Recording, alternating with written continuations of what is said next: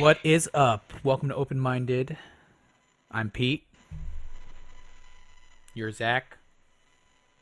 Hello. And today we're going to be asking the question, who cares about Hollywood anymore? I don't know. They're bringing drugs. They're bringing crime. Like the interesting thing is the houses you see around you are all solar houses. 21st Century Fox has been holding talks to sell most of the company to Walt Disney. So I know I've been to the theater a couple of times, but most of the movies that I've been seeing have not really been blowing my mind. Some of them are good, enjoyable, entertaining, but none of them are like really, mind-blowing films. Not lately. Maybe it's just a slow season. But in general, I don't have cable. I rarely go to the movie theater. I watch Netflix. I watch Amazon Prime. None of those movies or TV shows like broadcast on TV or come out in theaters. That's not Hollywood. I mean, technically it is because Netflix has a studio in Hollywood, but it's not Hollywood in the way that It's its own thing. yeah, it's a new entity.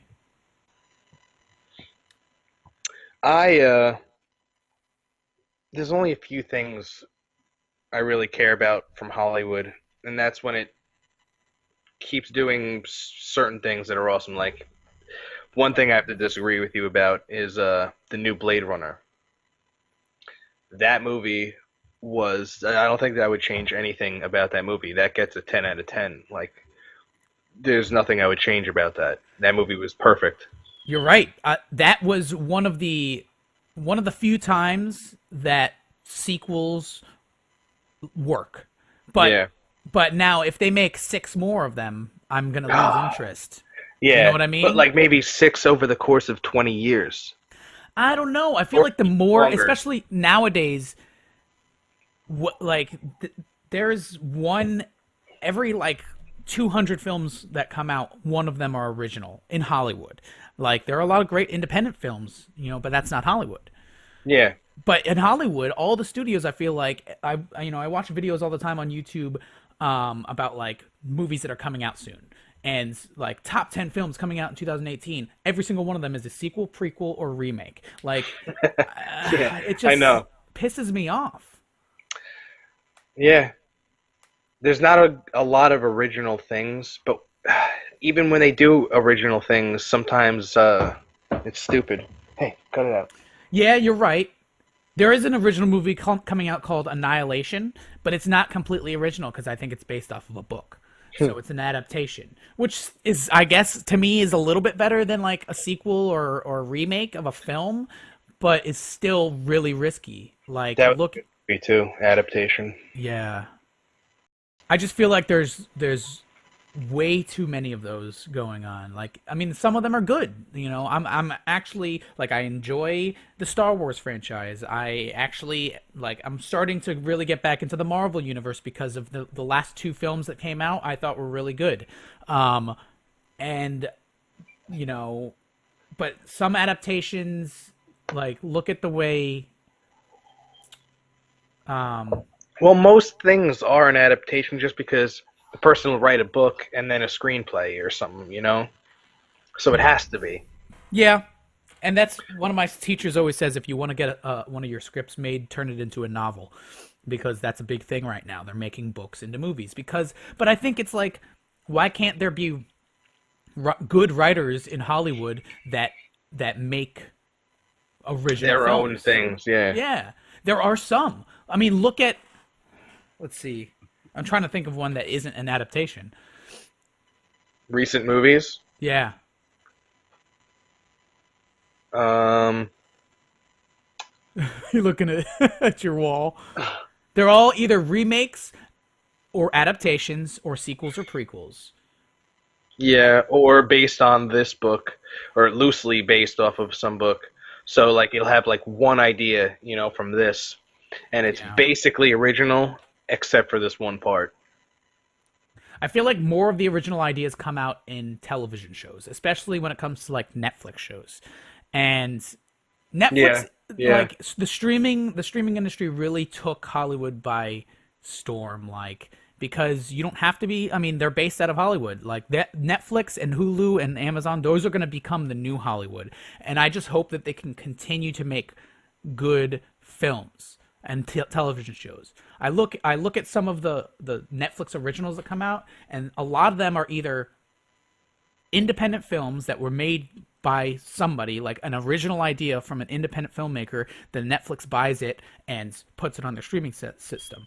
Or they really like trust their filmmakers. Like a lot of these films and TV shows that come out, I feel like they're like, oh, that's a really good idea. Here's some money, go make it exactly the way that you want to make it. Whereas Hollywood studios have their fingers in everything. They're like, no, it has to be like this. It has to be like this. But we want it to go in this direction.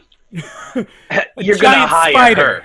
Yeah. She's gonna be the main actress. Yeah, exactly. Or, hey, I know that you have a specific vision for this film, but we're going to bring this trailer editing group in, and we're going to re-edit your cut of the film to make it look like a really long trailer. Can you name that film? No.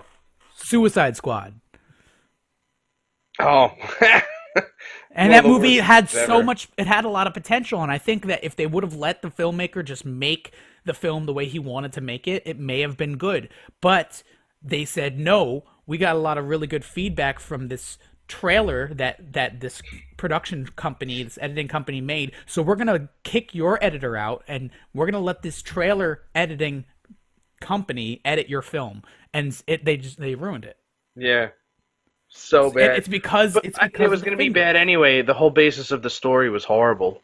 I mean, maybe it would have been bad either way. They had one good actress or one good actor or actress at all in the entire movie, and that was Harley Quinn. She was the only one who was the character. I mean, the Joker, he tried and did some amazing transformations and stuff like that, but he was a shitty Joker. I agree, but everybody was everybody shitty. The black FBI whatever, and then the white FBI guy, and then whatever, I don't know their names. Yeah. The guy who played RoboCop, that guy, he was the FBI guy, and then she was the FBI girl. Horrible, connections with the characters. Like whoever wrote that didn't know what they were doing, and then oh my god. Everything about that movie was so bad. All the characters were shitty. Will Smith was horrible. Like, all their character picks. The crocodile guy, why did he look like that? And why did he have... His whole thing was to go into a sewer. Like, they could have used anything for that, I think maybe a lot of it had to do with the Hollywood interaction, and with Warner Brothers. They wanted that dark series to go a specific way, and then they changed their mind halfway through. It's like, and I feel like that has a lot to do with the reason why that movie ended up sucking. You never know; it could have sucked either way. I mean, but we would never know. It's so stupid. It was a dumb thing. Another movie that Hollywood has really kind of ruined for me was The Dark Tower. I've read the Dark Tower series. Really? It's so good and intricate, and the world building and the character building is so amazing. Stephen King is such an amazing writer. But then, and you can tell, there are some great Stephen King adaptations.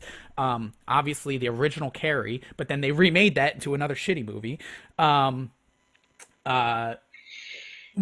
Two that I watched recently, which really were probably some of the best Stephen King adaptations. They're on Netflix. 1922 and Gerald's Game. Two Stephen King books that I'm getting goosebumps just thinking about them. So, Stephen King's an amazing writer. It's like making a Stephen King adaptation is not an original film, obviously, but you can do it right. Because of those two movies I just named, you can do it right.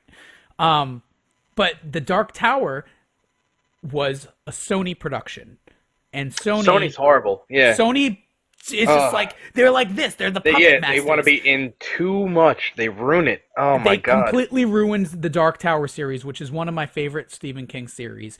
And because they wanted to put too much into this film and they just rushed it out, I feel like maybe they were losing their rights to distribute it, so they were just trying to rush a film out as fast as possible. Maybe they can make a profit, but they put no care into it. It disappointed me so much. I seen it. I didn't know anything about it. I saw it, and it was a movie that was worth $4 to rent on Xbox. That's about it. I'll never watch it again unless it's for free, and then I'll just be clicking through it, and I don't even care to see the beginning or the end. Like maybe I'll watch it while I'm eating, and then I do won't something even else, do that. You know? I bought it It's a on non-terrible Amazon. movie. I bought it on Amazon because I was excited for it, and then I watched it, and then I deleted it off my Amazon because I never want to see even the poster ever again. It pissed me off so much. As a fan of the Dark That's Tower funny. series, it pissed me off.